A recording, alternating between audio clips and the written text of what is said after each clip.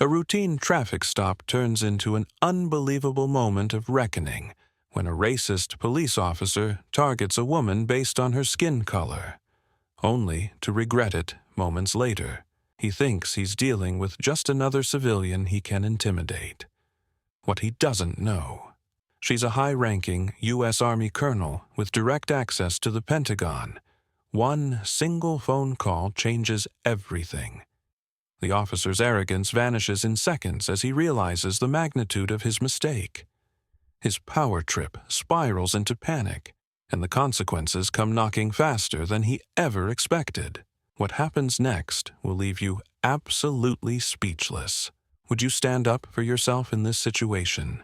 Comment below where you're watching from. And if you enjoy gripping stories of justice, make sure to like, share, and subscribe, because this story is one you won't want to miss.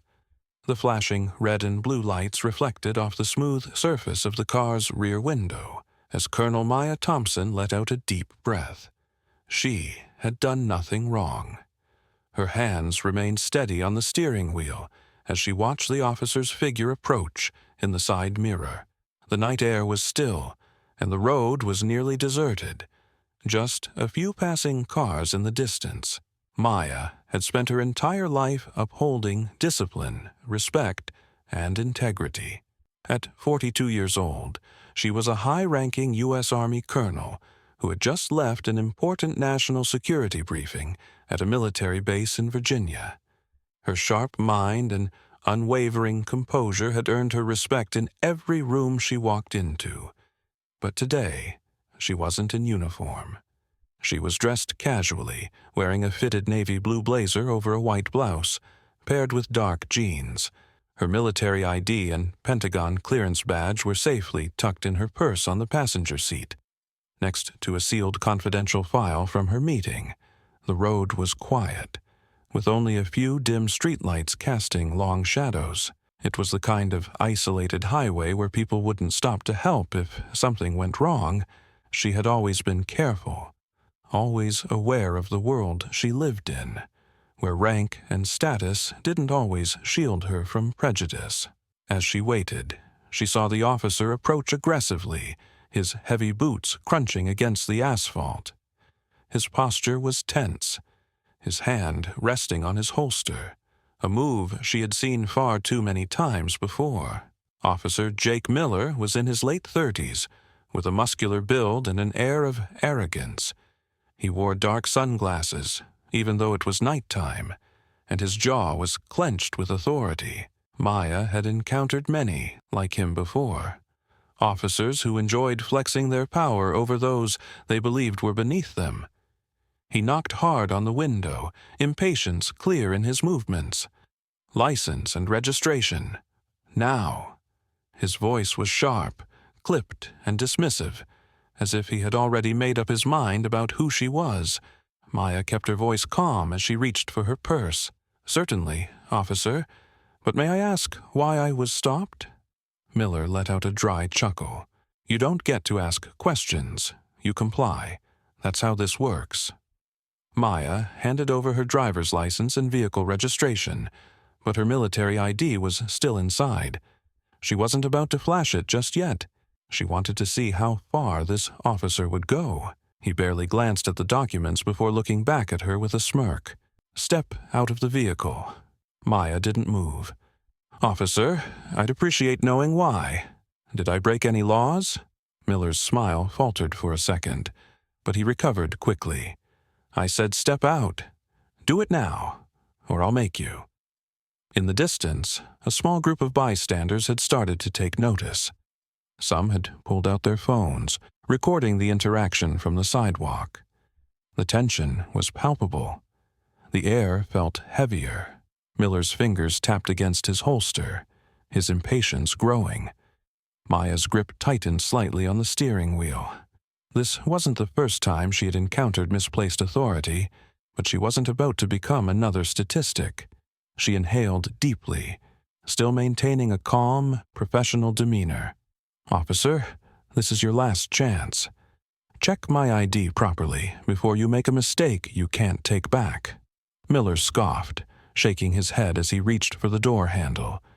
He was convinced she was just another civilian trying to talk her way out of trouble.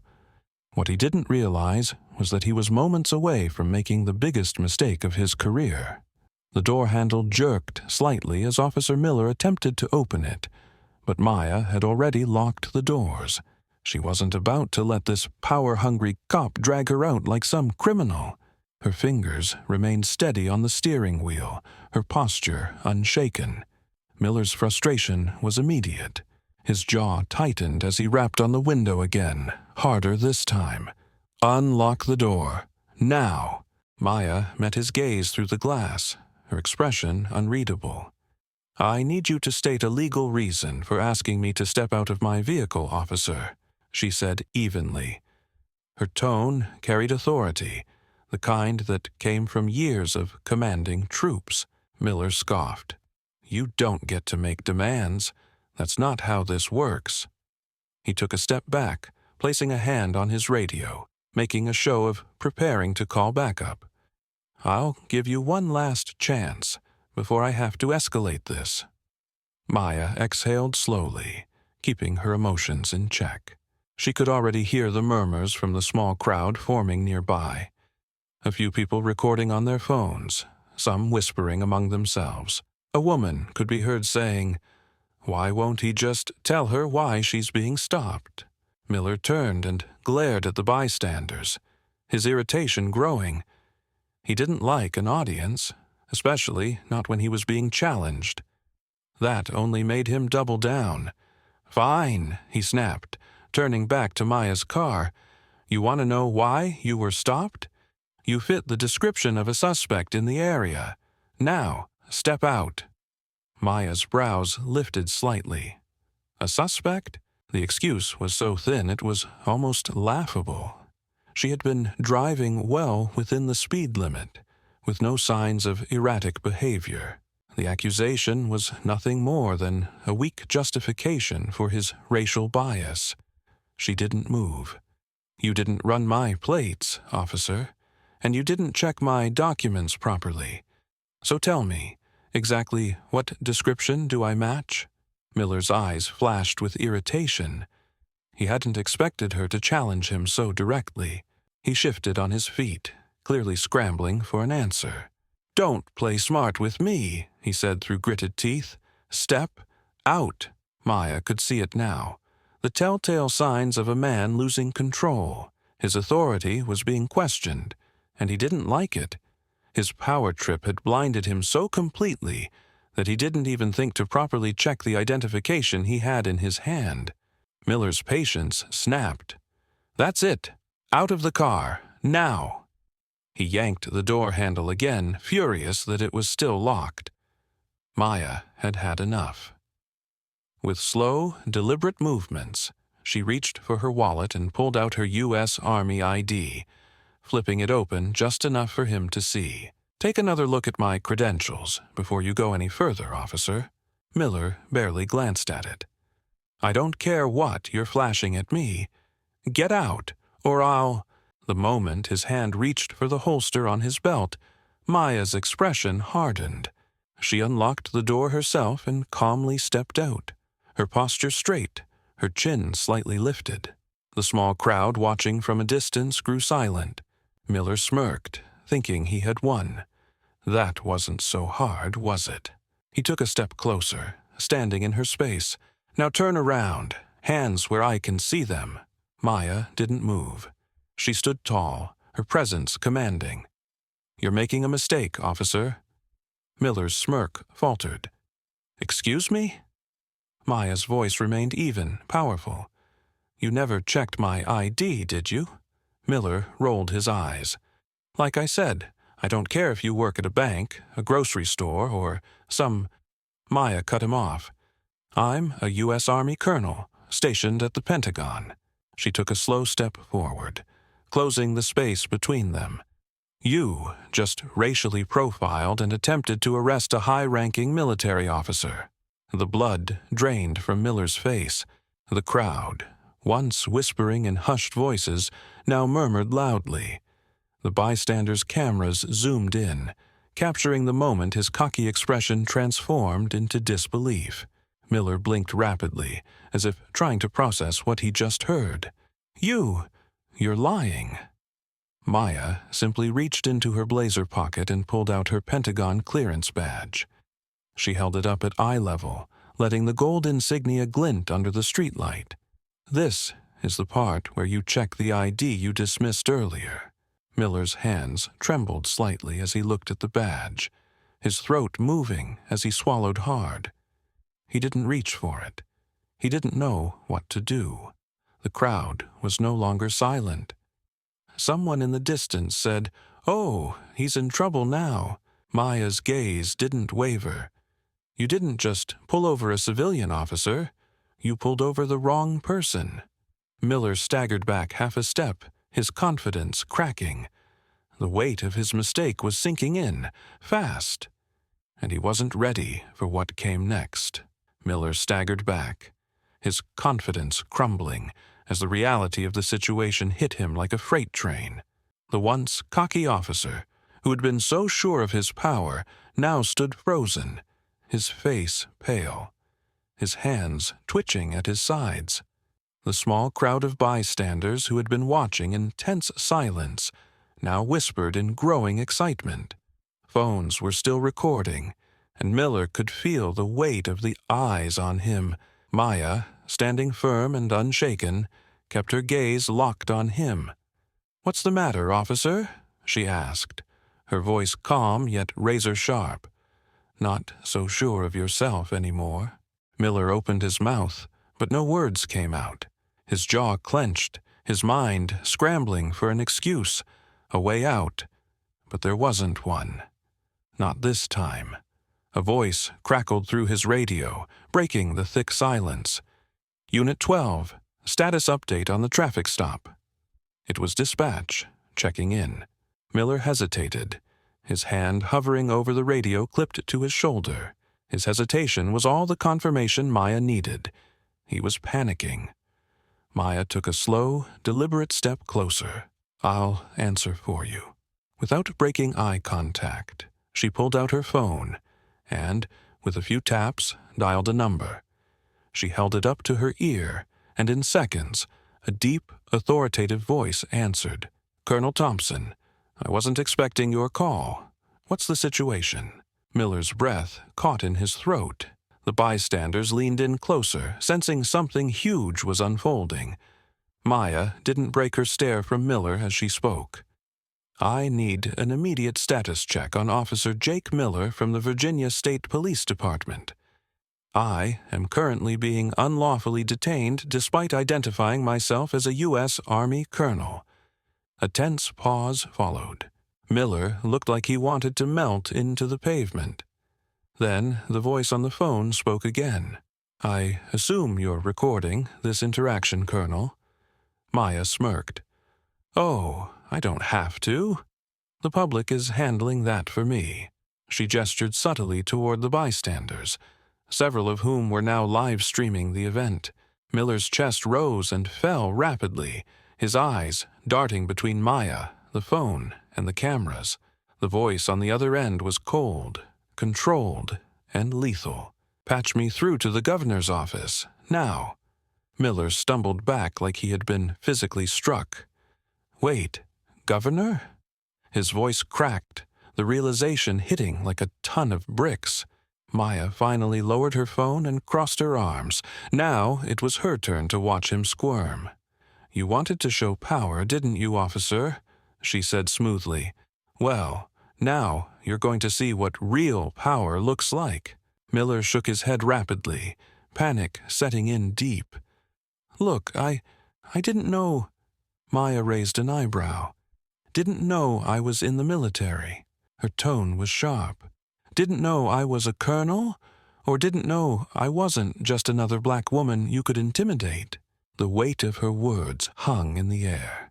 The crowd murmured loudly now, some shaking their heads, others scoffing in disgust. Miller was drowning in his own shame, and he knew it. He reached up, pressing his radio, his voice barely steady. "Ah, dispatch, Unit 12. Situation under control. No further action needed.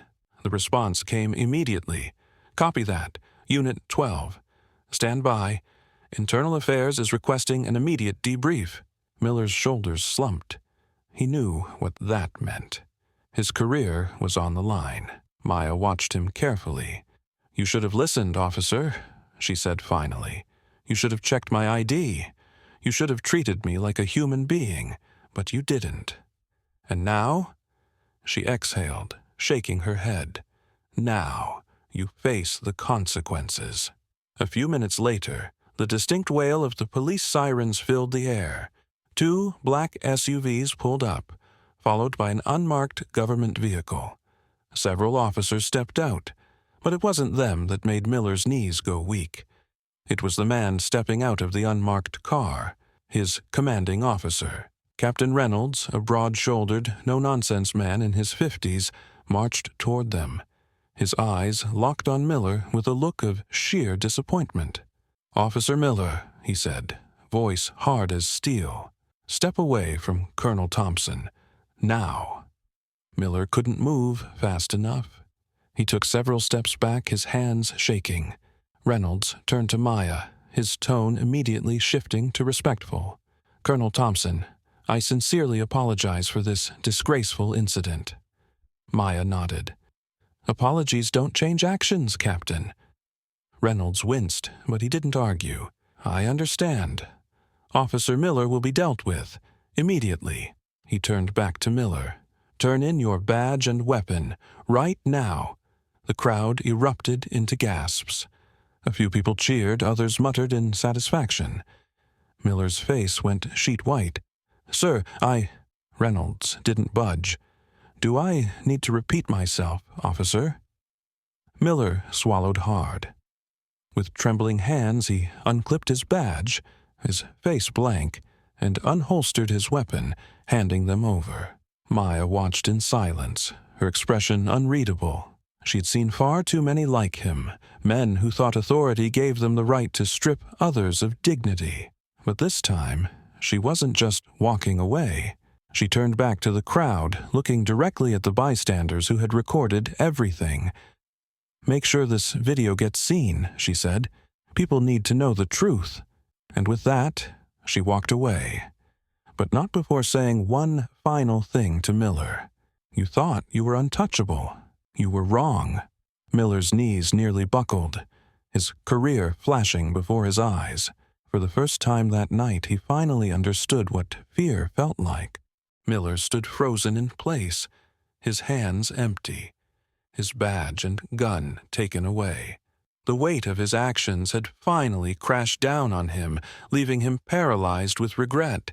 The bystanders who had recorded the entire incident were still live streaming, their voices rising in conversation. Some were shaking their heads in disbelief, while others whispered about the swift downfall of a man who had thought himself untouchable. Maya walked away from him with calm, steady steps, but something inside her told her this wasn't over just yet. She stopped a few feet away and turned back to face Miller, who stood between his commanding officer and the other state troopers, looking like he had just lost everything. That's when her phone rang. She glanced at the screen. Unknown number, but Maya already knew who it was. She answered, placing the phone on speaker for everyone to hear. A strong, authoritative voice came through the line. "Colonel Thompson, this is General Harris from the Pentagon. I was briefed on the situation. Are you all right?" The crowd fell into silence. Even Captain Reynolds straightened his posture at the sound of the high-ranking officer's voice. Miller, hearing the name, visibly stiffened. Maya's voice was clear and unwavering. "Yes, General, I am fine. However, I was unlawfully detained, harassed, and nearly arrested by an officer who ignored my credentials and attempted to use excessive force." The air grew even heavier. General Harris's voice was firm. "Is the officer still present?" Maya's eyes flickered toward Miller, whose face had drained of all color. He looked like a man who wanted to disappear into the ground. "Yes," Maya said, staring directly at him. The general's tone hardened. "Put him on the phone." Miller's head jerked up, panic flashing across his face. His mouth opened, but no words came out. Reynolds didn't hesitate. He grabbed Miller's arm and shoved the phone toward him. "Take it," he ordered. Miller's hand shook as he lifted the phone to his ear. "Ah, Officer Jake Miller speaking, sir." His voice was barely above a whisper. What happened next would haunt him forever. General Harris didn't yell. He didn't curse. His voice was calm, cold, and deadly. "Officer Miller, you are currently speaking to a 4-star general of the United States Army. Do you understand that?" Miller swallowed hard. "Yes, sir." "I have been informed that you unlawfully detained and harassed an active-duty U.S. Army colonel with Pentagon clearance. Is that correct?" Miller hesitated. His hands were shaking now. He glanced at Captain Reynolds, but the older officer just stared at him with thinly veiled disgust. There was no help coming. I didn't know, sir," Miller finally stammered. "That is not an answer," the general said, his tone even sharper. "Did you or did you not abuse your authority and profile Colonel Thompson?" Miller's throat went dry. He wanted to deny it. He wanted to justify it. But the video recordings, the witnesses, and the undeniable truth had left him with nowhere to run. He squeezed his eyes shut and nodded weakly, even though the general couldn't see him. "Yes, sir." His voice was barely audible. The response from General Harris was swift and brutal. "Effective immediately. You are to be investigated for misconduct and racial profiling. You are suspended from duty, pending termination. Furthermore, I will be forwarding this case to the governor's office and the Department of Justice for further review." Miller's knees nearly buckled. He felt like the world had just caved in on him. He turned desperately to Captain Reynolds. "Sir, please." Reynolds held up a hand, cutting him off. His expression was cold. "You heard the man. You're done." The bystanders, who had watched the entire thing unfold, erupted in murmurs of shock and satisfaction. Some even cheered, knowing they had just witnessed justice unfold in real time. Maya finally spoke again, her voice unwavering. "You see, Officer Miller, this was never about me being a colonel. This was about the way you treated me before you even knew who I was." Miller's eyes glistened with humiliation as her words sank in.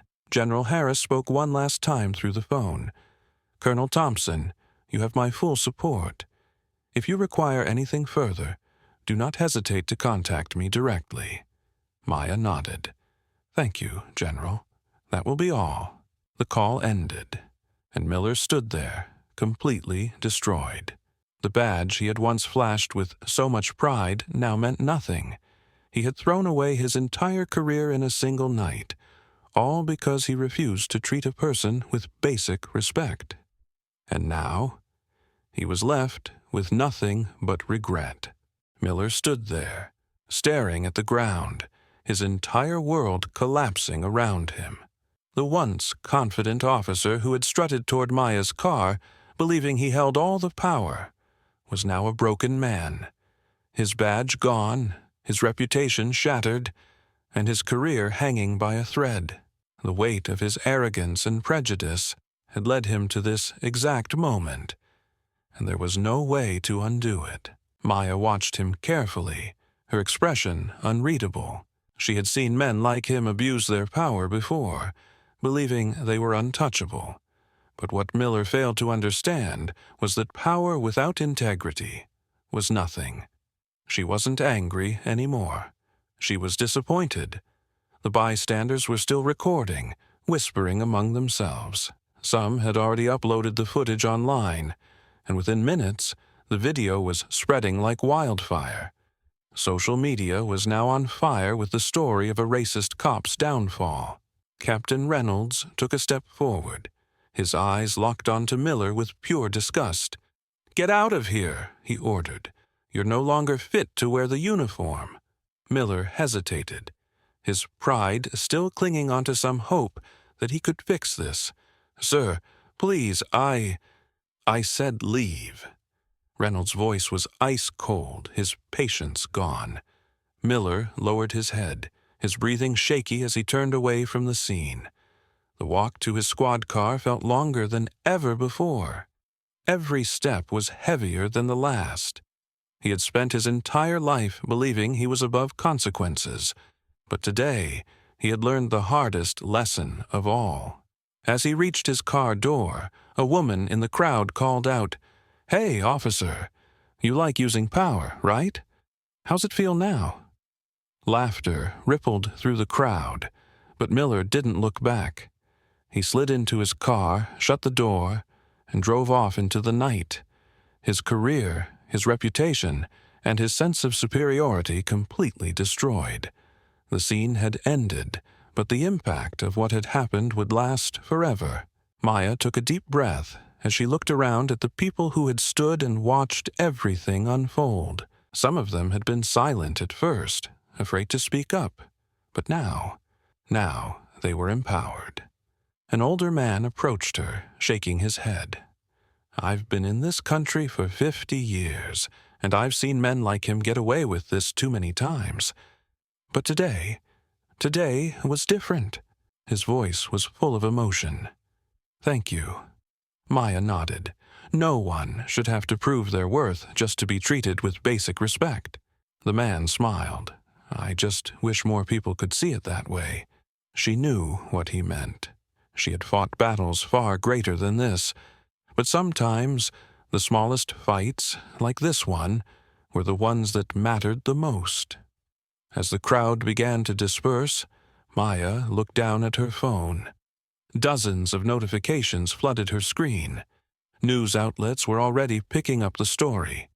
Headlines read, "Racist cop learns a brutal lesson after stopping a U.S. Army colonel. Officer suspended after racial profiling incident goes viral. Military colonel stands up to police abuse and wins." She exhaled, shaking her head slightly. This wasn't about winning. It wasn't about getting revenge. It was about holding people accountable and ensuring that no one else would have to go through what she had just experienced. A few hours later, Maya sat in her office at the military base, sipping a cup of coffee as she watched the news. A panel of experts was already debating what had happened. One commentator, a former police officer, shook his head. "The problem isn't just Officer Miller. It's the entire culture that allows officers like him to act with impunity. If that had been an ordinary citizen, do you think this would have ended the same way?" Another panelist nodded. "Exactly. This case is getting attention because Colonel Thompson had power. But what about the thousands of people who don't?" Maya leaned back in her chair, her thoughts weighing heavy. She knew this wasn't the end. One bad officer getting punished wouldn't fix everything. The system needed to change. There needed to be real consequences, real accountability. She picked up her phone, dialed a number, and waited. A voice answered on the other end. "General Harris speaking." Maya didn't hesitate. "We need to talk about police reform, and we need to start now." The next morning, social media was still exploding with the story. Hashtags like number justice served, number no more profiling, and number accountability matters were trending. The footage had been viewed millions of times, sparking conversations worldwide. But what mattered most were the real-life consequences. Officer Miller was officially terminated within 48 hours. His police record would forever reflect his misconduct, ensuring he would never serve in law enforcement again. The Virginia governor issued a statement, acknowledging the need for stricter policies against racial profiling. Civil rights groups took the opportunity to push for new reforms, using this case as a prime example of why change was necessary. Maya wasn't looking for fame. She wasn't looking for recognition. She had only wanted fairness. And if this story helped even one person avoid the same situation, then it was all worth it. Later that day, As Maya prepared to leave for another meeting, a young black woman stopped her outside the base. "I saw what happened," the woman said softly. "I just wanted to say thank you. People like me, people like us, we see you. We see what you did. And it means everything." Maya felt a lump in her throat. She nodded, offering a small but genuine smile. "Always stand up," Maya said, "even when they don't expect you to." The woman smiled back before walking away, disappearing into the bustling city streets. Maya looked up at the sky, the sunlight breaking through the clouds. The battle for justice was far from over. But today, the right side had won. As Maya watched the young woman disappear into the bustling streets, she took a deep breath. This wasn't just about her. This was about every person who had ever been mistreated, profiled, or disrespected simply because of who they were. Today, justice had been served. But how many more people were still fighting battles no one would ever see? She knew this was only one fight in a much larger war. Change wouldn't happen overnight, but it started with moments like this, moments where silence was no longer an option. Maya turned to her car, her reflection staring back at her in the window. The uniform didn't make her who she was. The title didn't define her. Her actions did. And if there was one thing she had learned in all her years of service, it was this. True power comes from standing up for what's right, even when no one is watching. She looked directly into the camera of a bystander still recording and said, "Respect isn't about a uniform. It's about character." The video went viral. Now, let's talk about it. Do you think Officer Miller deserved a second chance, or were his actions unforgivable? Drop your thoughts in the comments below. If you believe in standing up for justice, hit that like button, share this story, and subscribe for more eye-opening stories. Your voice matters, and together we can make a difference. Thank you for watching. Stay aware, stay strong, and always choose justice.